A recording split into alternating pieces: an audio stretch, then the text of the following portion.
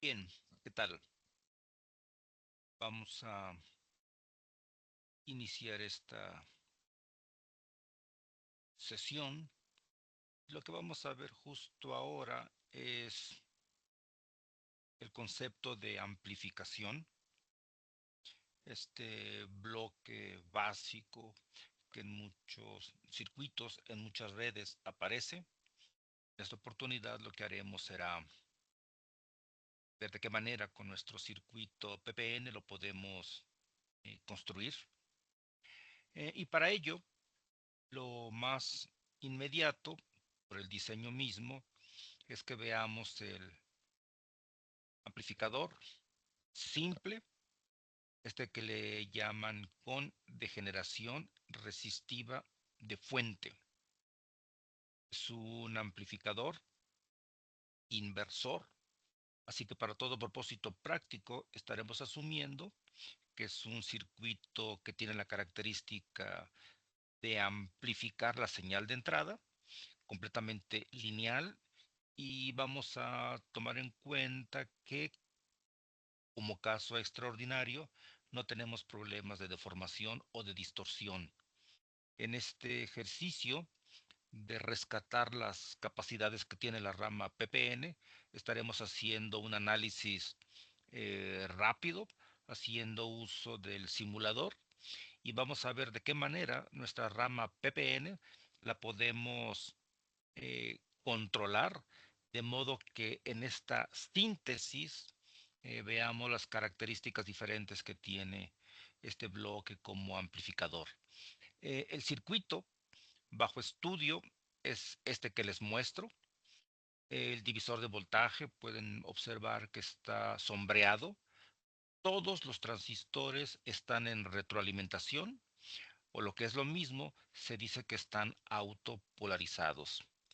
Muy importante, nótese que la cuarta terminal, que es el substrato, en esta representación no está indicada.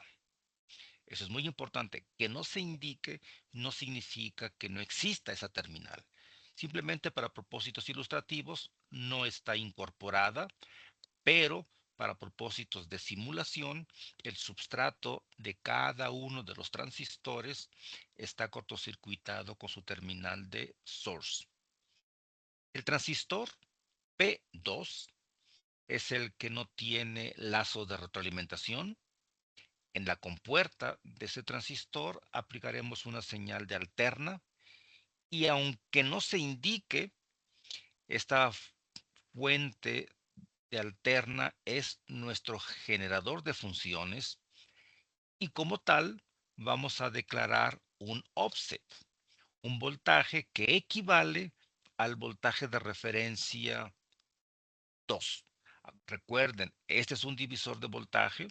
Hemos determinado el dimensionamiento a partir del voltaje que requerimos en el nodo superior, que llamamos Vref1, y también el otro potencial que postulamos es el Vref2. Todos nosotros tenemos un distinto dimensionamiento. Por lo tanto, aunque topológicamente hablando todos tengamos una rama PPN que hace el papel de ser un divisor de voltaje, todos tenemos un dimensionamiento, por supuesto, diferente, un manejo de corriente diferente, y los potenciales de referencia son diferentes.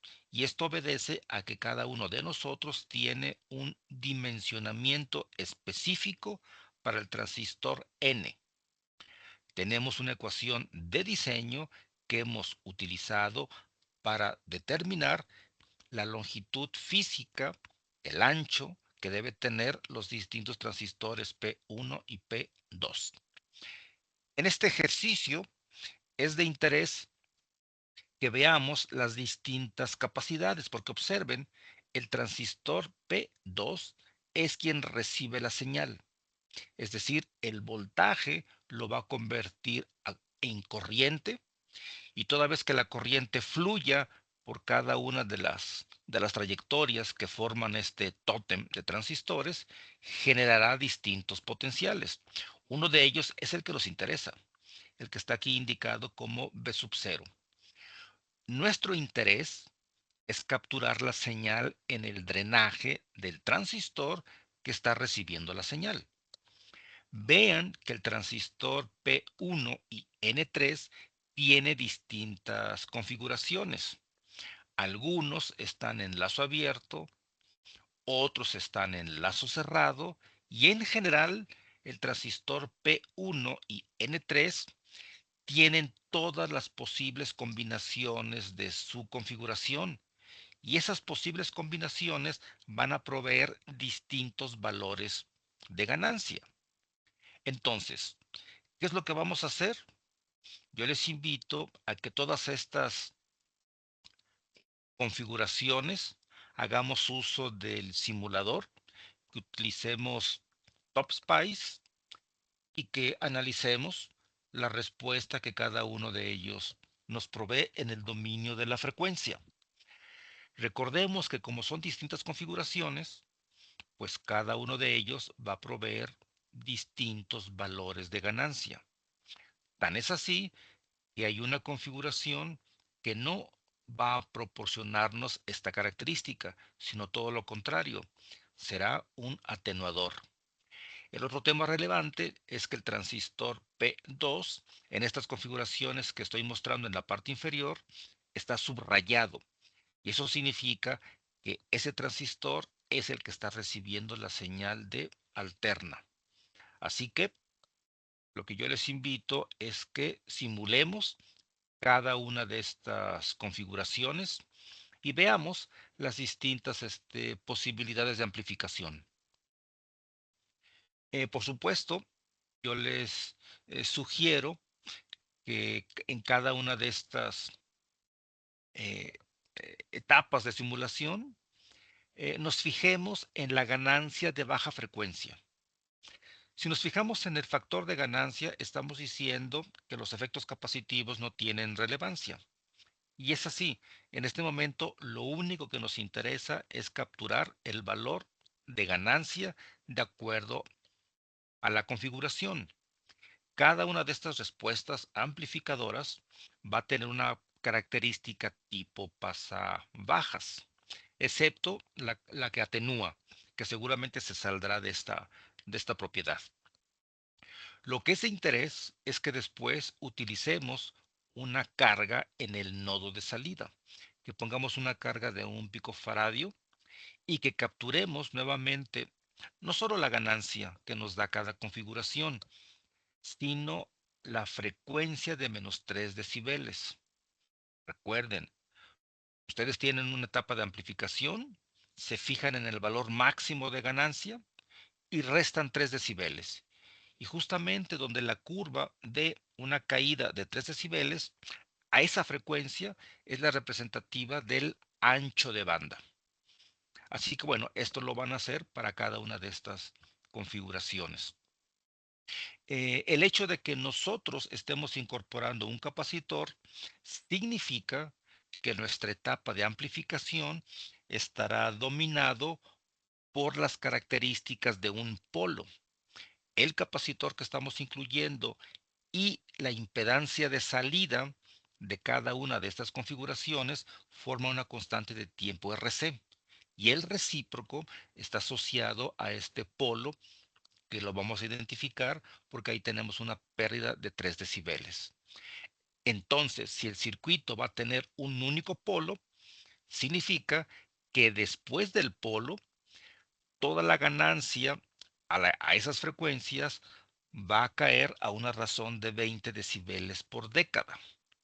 Esa curva de ganancia que va descendiendo, cuando cruce la frecuencia de 0 decibeles, a esa se le denomina la frecuencia de transición.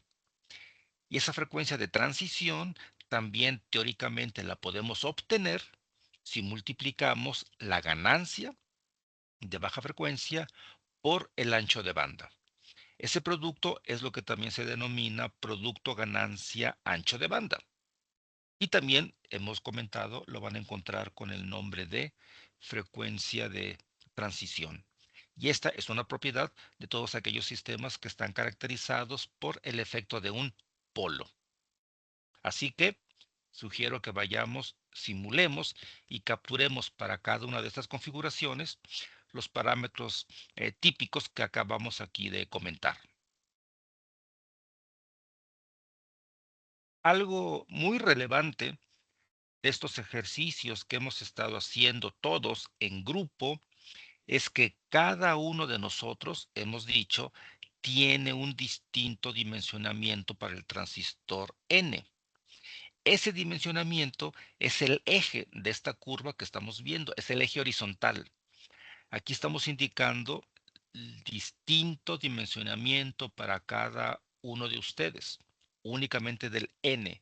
La geometría más pequeña fue de 3 micrómetros y la más grande que asignamos fue de 18 micrómetros.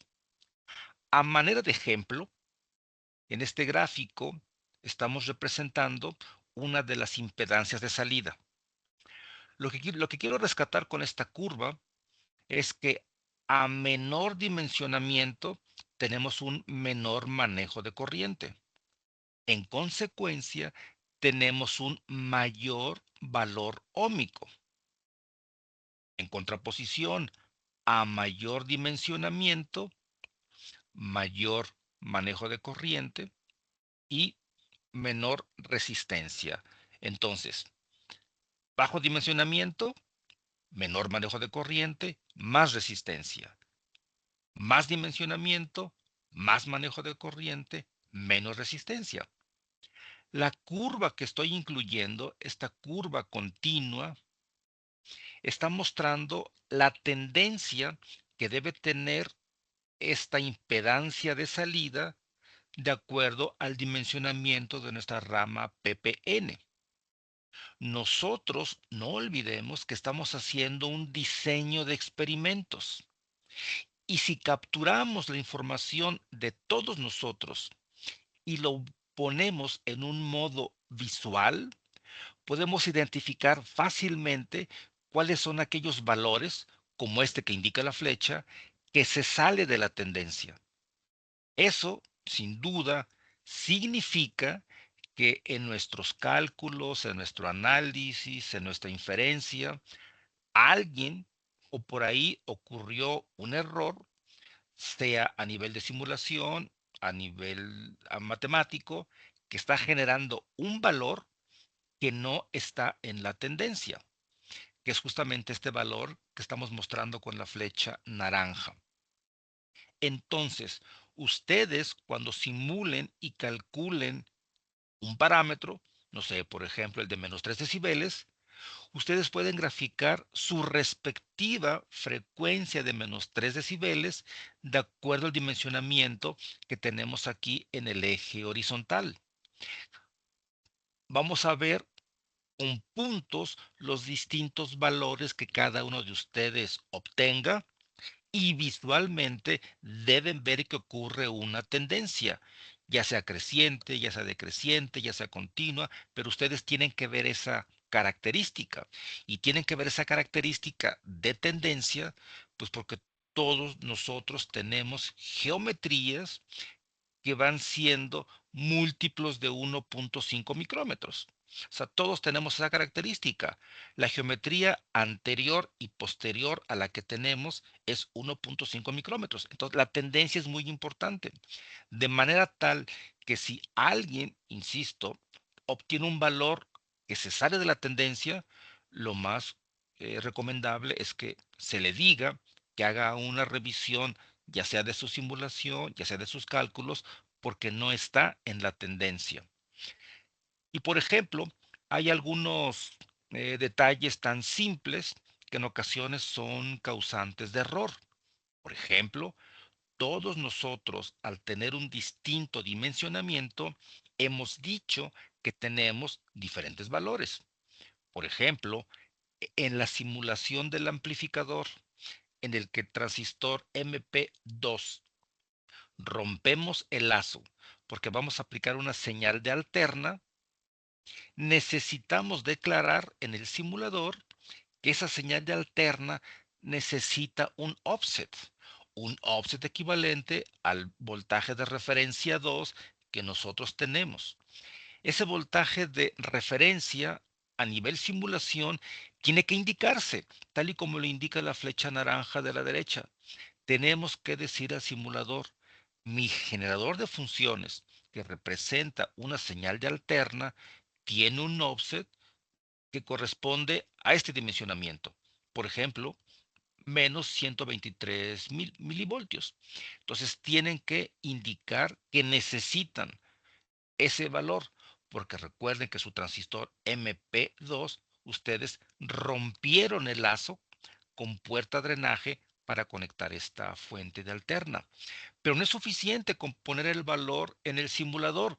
Ustedes tienen que habilitar esta instrucción. Entonces, la siguiente flecha está indicando esa ventanilla donde tenemos que decir el valor que ya te di, habilitarlo. Y entonces esto nos va a dar certeza de que vamos a tener una simulación adecuada y el resultado, independientemente de que estemos evaluando, lo podemos capturar e insisto, grafiquen cada uno de ustedes su valor para que veamos que estamos en tendencia.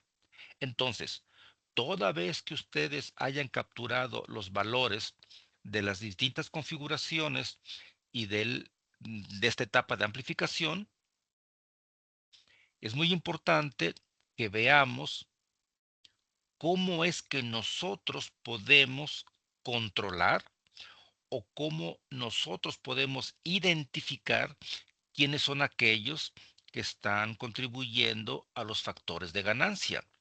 Si ustedes recuerdan, el transistor P1 y N3 son los que tienen distinta configuración, o lazo abierto o lazo cerrado. Si es un lazo abierto, del punto de vista del análisis de pequeña señal, representa una resistencia, que es 1 entre la conductancia.